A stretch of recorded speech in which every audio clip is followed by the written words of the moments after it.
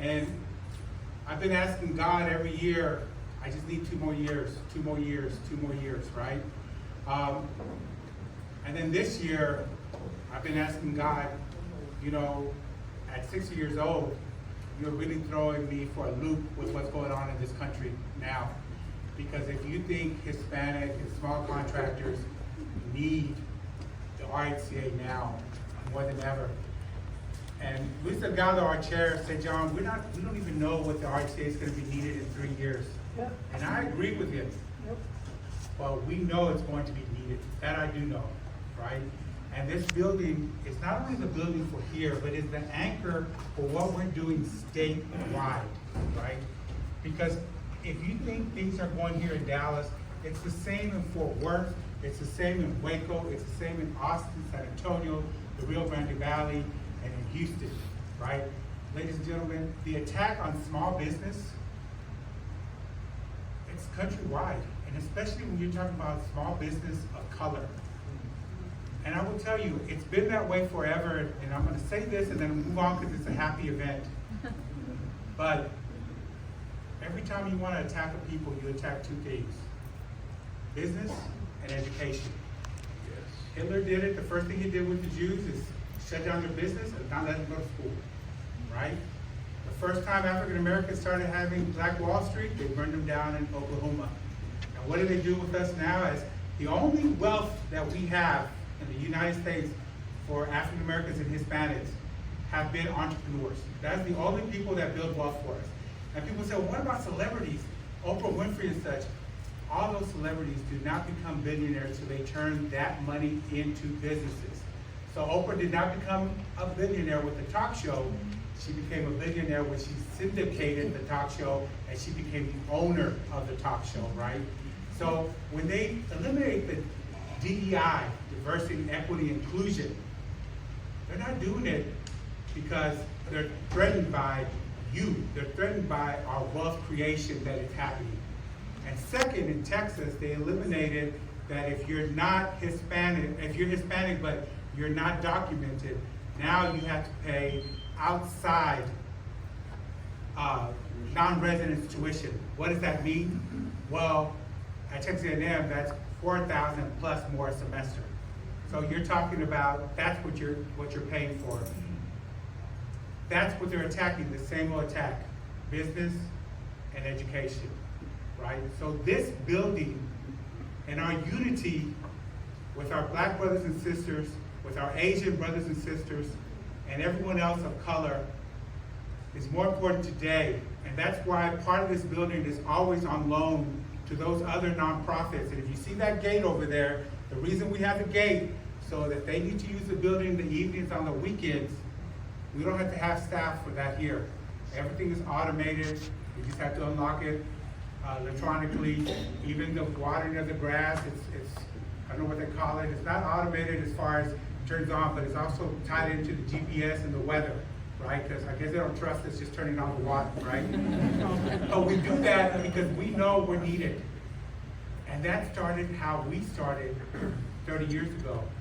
Because we started at the Greater Dallas Hispanic Chamber of Commerce as a small little committee, right?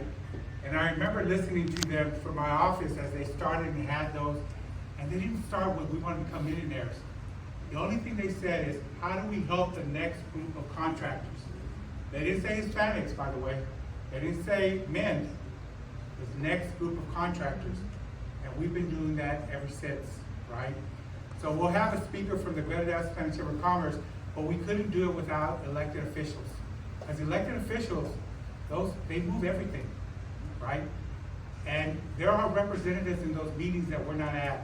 So I'd like to invite Rafael Anchia, State Rep Rafael Anchia, to say a few words. He's been there since the very beginning there. He's seen our trials and tribulations as well as our successes. So please give a round of applause to State Rep Rafael Anchia.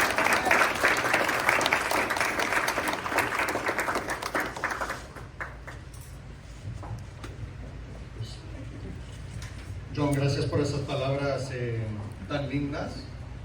Yo vengo aquí nada más para felicitarlos en un logro muy importante y las cosas no no ocurren así de volada, requieren mucho esfuerzo y requieren gente. Ustedes son la gente que han llegado a este muy importante momento en la historia. Es abrir esta sede para que no solamente beneficien de ella los contratistas, pero sino toda la comunidad. And I also speak English, so I'll say a few words in English. President Kennedy used to say that things don't just happen. Things are made to happen. Because it is one thing to simply have a dream. It's so much harder, as all of you know as entrepreneurs, to execute a plan. And I see here so many friends for decades, Diana. So many friends for decades, Kakme. People who have been the heart and soul of this community, John, and have founded institutions that have always been there for the community.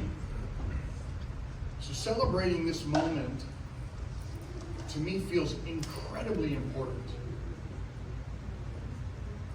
Monica, it feels super poignant because, candidly, we've been living a little bit of a trauma. Amen. In our community and in our country. The last 2 weeks, I don't know how you have felt it, but I have felt it deeply. And that trauma oftentimes is met with finger pointing. It's this tribe, it's that tribe, it's those people, instead of requiring moments like this that allow us to put down our phones, get off of social media, and meet with each other. Because what is represented in this room, this is America. This is the greatness of America, when like-minded people de todo corazón y buena voluntad se unen, pueden lograr cualquier cosa. Hasta tener este momento, llegar a este reto muy importante de abrir esta sede, to open this beautiful building. This is truly, truly incredible. And this building doesn't just represent a physical structure, it represents our values as a community. The value, John, that we are all in this together. You're not from one tribe or another, or not the in-group or the out-group. We are all in this together. And I will tell you that this state and this country don't succeed without our community. And we can be marginalized or demonized, or that infrastructure of opportunity that we all depend on can be pulled back. But it is in the enlightened self-interest of this country that we succeed, because if we succeed, everybody succeeds. And so this place, in this moment, in this time, renews my feelings about America and who we are as a people. This moment expresses our values, not only to ourselves, and reaffirms it to ourselves, but reaffirms it to everybody. We can do big things. We can do hard things. And we can do things together. And that's the only way we as a community and we as a country are going to get from where we are to where we want to go. And that is together. So John, thank you. Thank you for this moment. And I'm a little bit strange because I am greatly moved by architecture. So to the architects who did this lovely space, you have communicated something really beautiful. And I understand that you did it with heart. And you did it with love. And not a lot of remuneration, as I understand it. And you did it. And you did it for free. But you have communicated the greatness of this organization, and you created a space that is welcoming and, more than anything, beautiful. This place is beautiful, architecturally significant, and worthy and dignified of the community that is going to be headquartered here. So with that, ladies and gentlemen, I was supposed to have prepared comments and I used none of them. I just spoke from the heart. And I just want to say thank you to the Hispanic Contractors Organization. We've come a long way as a community, but our day is just beginning. So thank you so much, and together we will succeed. God bless you.